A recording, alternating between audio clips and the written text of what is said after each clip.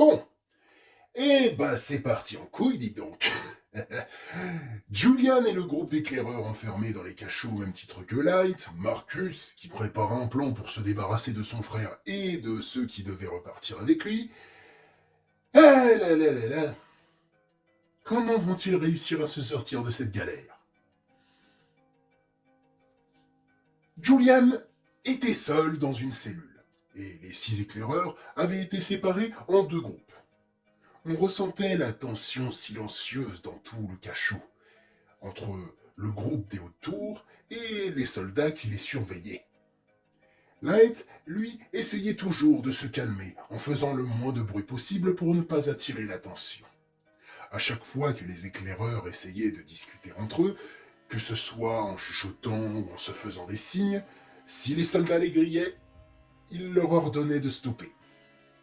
Au bout de 2 avertissements, ils s'arrêtèrent. Les choses étaient assez compliquées comme ça, autant ne pas chercher les embrouilles. Au bout de 3 heures, la relève de la garde arriva. Les éclaireurs en profitèrent pour essayer de communiquer à nouveau avec des signes, et au bout d'un avertissement, quand ils se sont fait prendre, Julian leur ordonna lui-même d'arrêter. Les heures défilaient à nouveau, et finalement, un garde vint chercher Julian. Les éclaireurs, paniqués, demandaient où il l'emmenait et qu'allait-il lui faire. Mais Julian, encore une fois, leur demanda de se calmer avant de se faire emmener. De fait, vu que le groupe est forcé de se tenir tranquille en attendant que Julian revienne, je vous propose de le suivre. Julian fut finalement emmené dans la salle de communication de la base. Là-bas, Marcus l'attendait. Il demanda à Julian d'appeler les tours et de les prévenir qu'un groupe d'infectés avait décidé de squatter non loin de la base, qu'il était impossible de les contourner et qu'il fallait attendre qu'ils se déplacent pour pouvoir rentrer. Et qu'en attendant, ils allaient rester dans la base pour se reposer, attendre le bon moment pour rentrer et aider les jumeaux à s'acclimater. Julian serra les poings. Il devait donc mentir aux gens des hautes tours et être convaincant, sinon il savait que les habitants des tours rappliqueraient pour venir les sauver. Mais cela provoquerait sûrement l'accélération de ce que Marcus avait prévu et il en découlerait plus de victimes.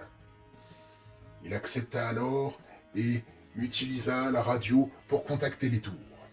À l'autre bout du fil, un éclaireur avait décroché. Julian demanda à appeler Eldrick et fit signe à son frère de se calmer en voyant l'étincelle de fureur dans son regard. Quand Eldrick arriva, Julian lui répéta mot pour mot ce que Marcus lui avait ordonné de dire. Et quand Eldrick proposa de venir les aider en abattant la horde, Julian répondit que ce n'était pas la peine de prendre autant de risques et qu'il repartirait quand la horde se sera déplacée et qu'il fallait juste être patient. Eldrick acquiesça et Julian mit fin à la transmission. Puis, il se tourna vers son frère et lui demanda « Tu avais déjà prévu ça quand tu nous as offert la radio ?» Marcus fronça les sourcils et lui répondit « Non. C'était un cadeau honnête pour vous prouver ma générosité. » Hein? Ta générosité? Tu nous l'as offert pour que les jumeaux acceptent de rejoindre ton camp. C'est comme quand tu nous as proposé de ne plus nous imposer ton impôt pour avoir accès à l'eau. Et vous auriez dû accepter à ce moment-là. Au moins, vous y auriez gagné quelque chose. Et les choses auraient pu mieux se passer.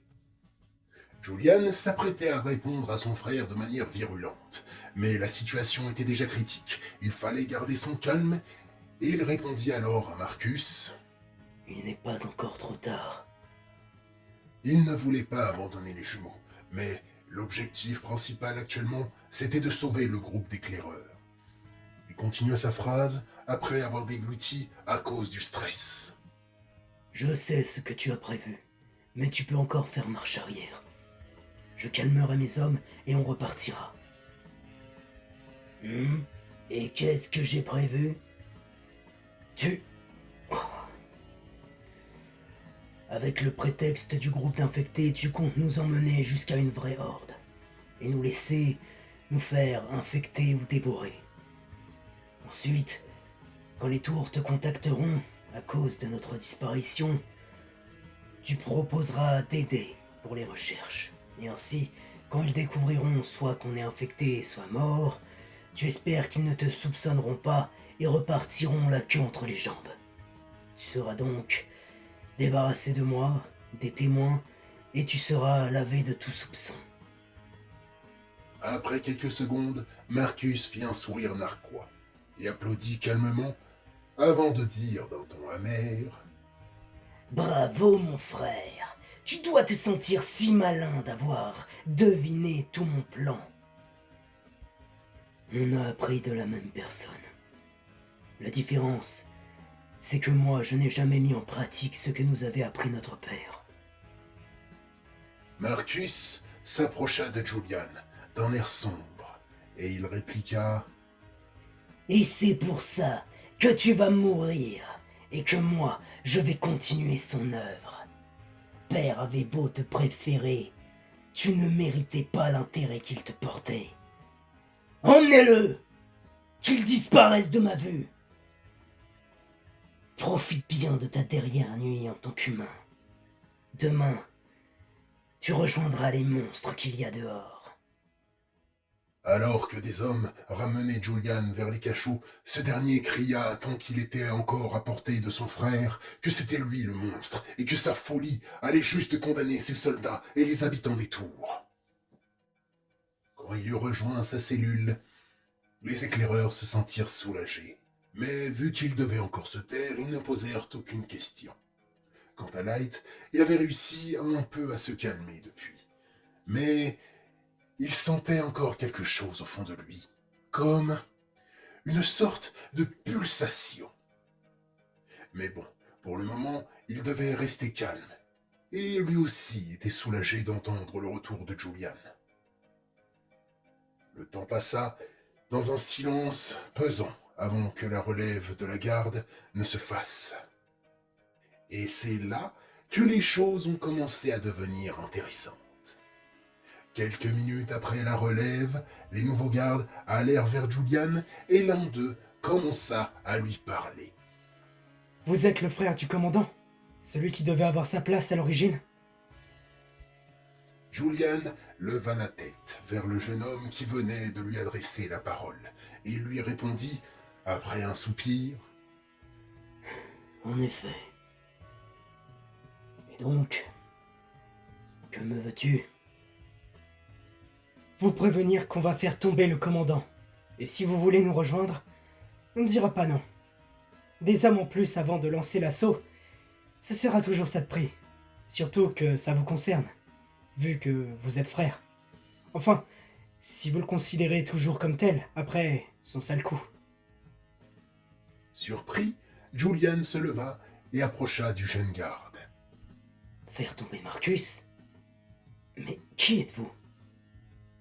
Je m'appelle Cyrus, et je fais partie de la Révolution.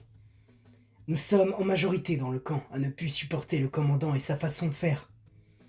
Seuls ceux qui profitent des avantages qu'il permet, et les très rares qui croient vraiment en lui, continuent de le suivre activement, dans ses délires de guerre contre le virus. Mais vous et moi savons bien que la guerre est perdue, que c'est juste une perte de temps, d'énergie et de ressources.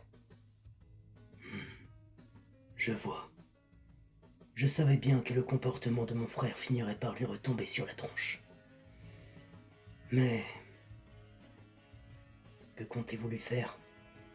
Et pourquoi maintenant? Parce que c'en est trop. Je suis enfant de civil, et ici, comme vous le savez, les civils sont forcés au travail dans des conditions déplorables, sacrifiés et maltraités au profit des soldats qui en profitent.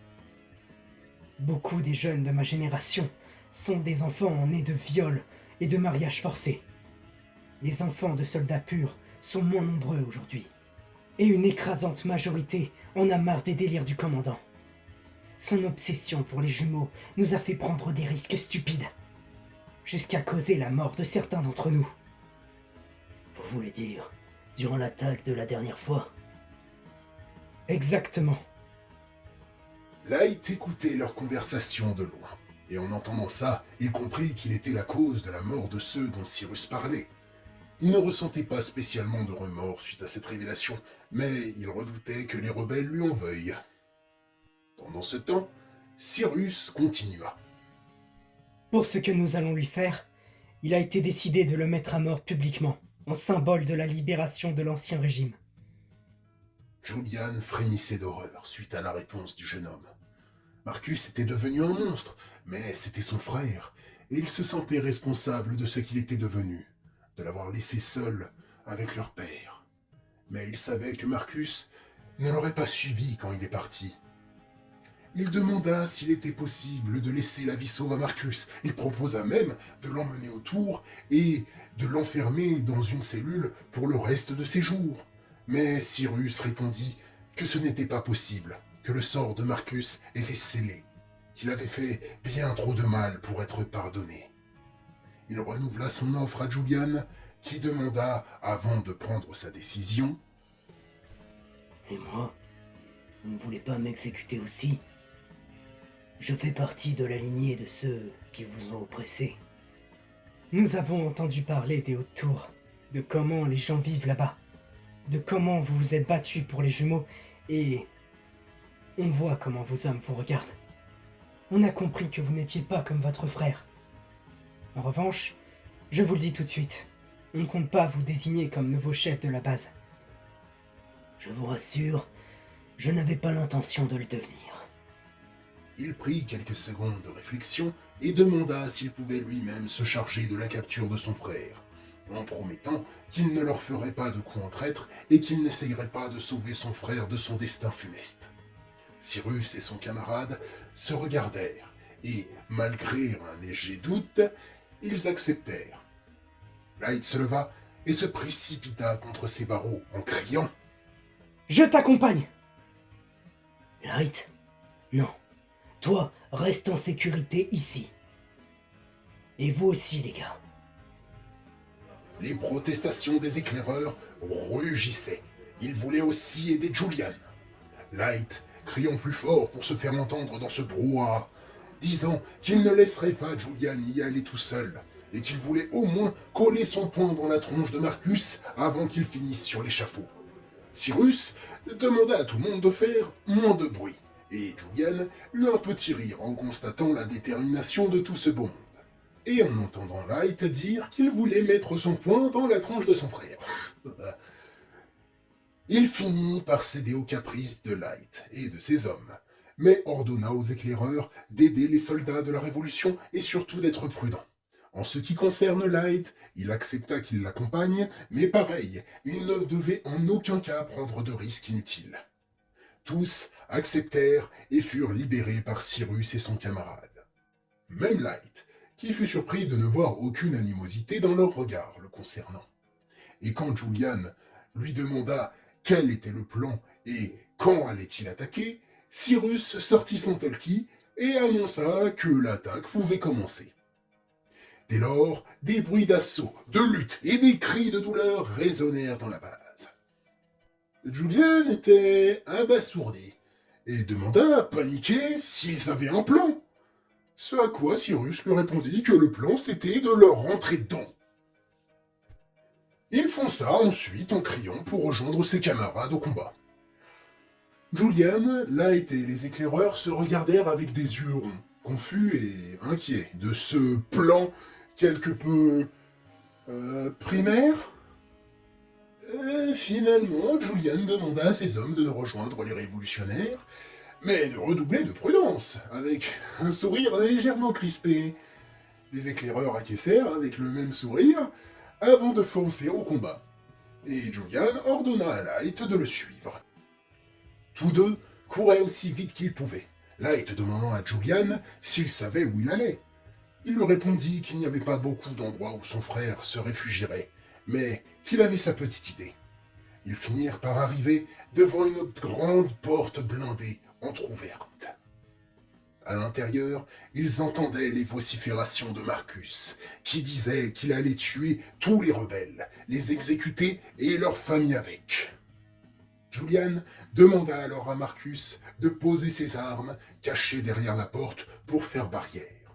Marcus, en entendant son frère, redoubla de vulgarité et de colère, annonçant qu'il allait faire péter toute la base. En entendant ça, Julian se précipita à l'intérieur, Light le suivant à la trace. Quand ils eurent passé la porte blindée, ils se retrouvèrent dans une salle remplie d'armes à feu et d'explosifs. Marcus pointait son revolver dans leur direction, son visage déformé par la folie, la peur et la fureur.